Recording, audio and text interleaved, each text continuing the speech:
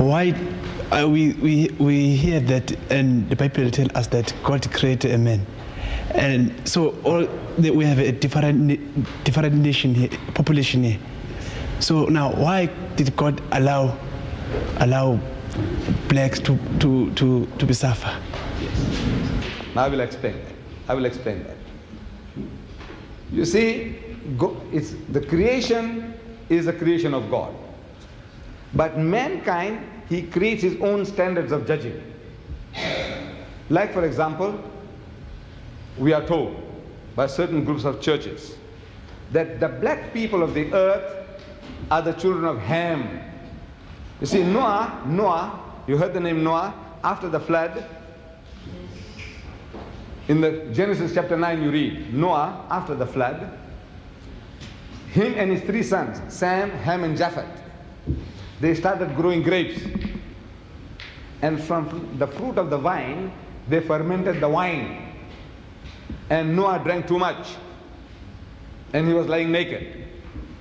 I'm reading this from the book of Genesis, chapter 9.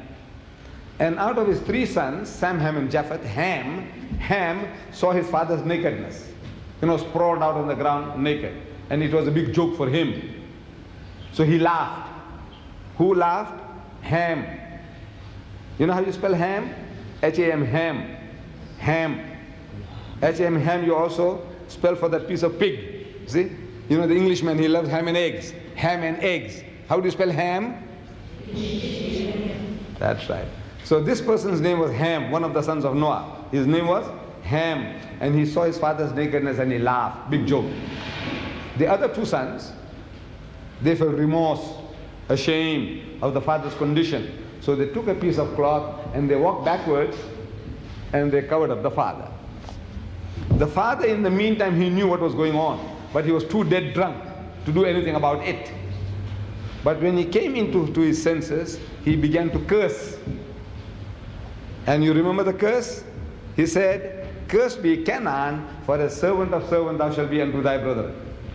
You attend Bible class, don't you? You remember this? "Cursed be Canaan, for a servant of servant thou shalt be unto thy brother." So they tell us in a system, they say that we black peoples of the earth are the children of Ham.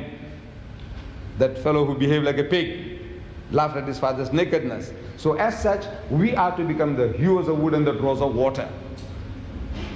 So they want to see to it that you keep to your role.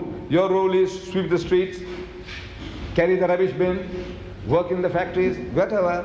This is your menial labor, that is your destiny. Now this is the invention of man. See, man's own invention. God didn't make you so. He, as we are told, that he made us in his image. He made everybody upright. He says, "He, the Lord, had made man upright." Upright means straight, going straight.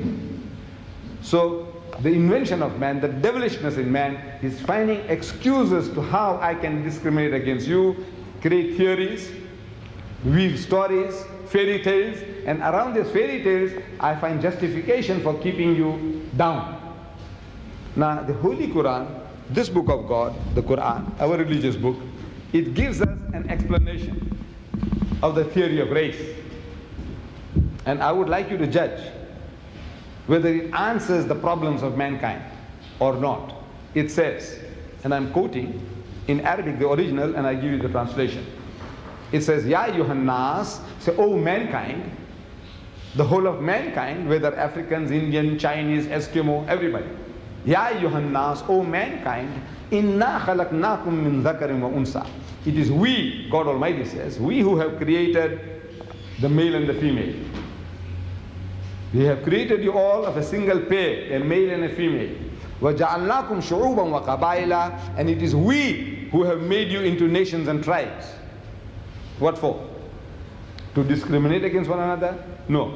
It's لِتَعَارَفُوا, that you may recognize one another. This Mr. John is a Zulu, that Mr. John is a Xhosa, that Mr. John is a Swazi, that Mr. John is an Englishman, that Mr. John is a Frenchman, that Mr. John is a German. For the purpose of recognition, he has made you into nations and tribes. But since man has a sickness of wanting to discriminate on false premises, So God Almighty gives us the standard. We all have a tendency to behave like that. All. There is no exception. There is no nation on earth who is an exception to this rule, that everybody wants to create standards of judging other people as inferior to themselves. You said the African just now, and I accept that the African is, in the South African context, he is at the lowest rung of the ladder. Economically, educationally, in the professions, he is at the bottom rung. That we have to agree. But now among the Africans, we have Zulus. I was questioning the students. I says, are you all Zulus? The majority way. Some said no, she is a Xhosa. Somebody said something Chwana. But now the majority of the people that are here in this institute are Zulus. Am I right? Right. Now ask the Zulu. Ask the Zulu, what is Zulu? Izulu. What does it mean? Izulu. The heavens. No? Izulu. You are the heavenly people. Izulu. Yes, that's in your mind. Izulu, we are the topmost people. Among the Africans, who is the greatest tribe? The warrior nation, the topmost nation. Your title, the name, your name of your race is also Zulu. Agunjalo? Izulu. And what about the others?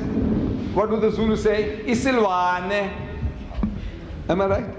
What does it say about the others? The Xhosa, the Swazi, the Chwana. What are they?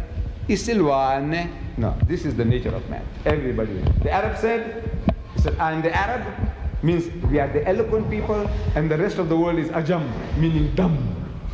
The Jew said, we are the children of God, and the rest of them are Gentiles. You know, Jews and Gentiles. What is Gentile? Means unclean, filthy, dirty people. All the rest of the world, uncircumcised, filthy, dirty people. This is the nature of man. Every human being on earth, whether he's an Indian, whether he's a European, whether he's an Englishman, he feels better than the German. The German feels he's better than the French, and the French feels he's better than the Italian. So this is the nature of man. So God Almighty, He gives us a standard. See, since man has the sickness of creating false standards for himself, this Creator, God Himself, He gives us a standard of judging between people. And the judgment is, it says, Inna akramakum indallahi atqakum. So most certainly, the noblest in the sight of God is he who is the best in conduct. Not good or bad, not rich or poor, not black or white, but the best in conduct. If your behavior is better for mankind than mine, you are a better person. If my behavior is better than yours for mankind, then I'm a better person. It has got nothing to do with your race, your language, your color, or your riches. This is the standard as given by God Almighty in the Holy Quran, standard of judging between one and another. Your behavior, your conduct, your good behavior. Any other question?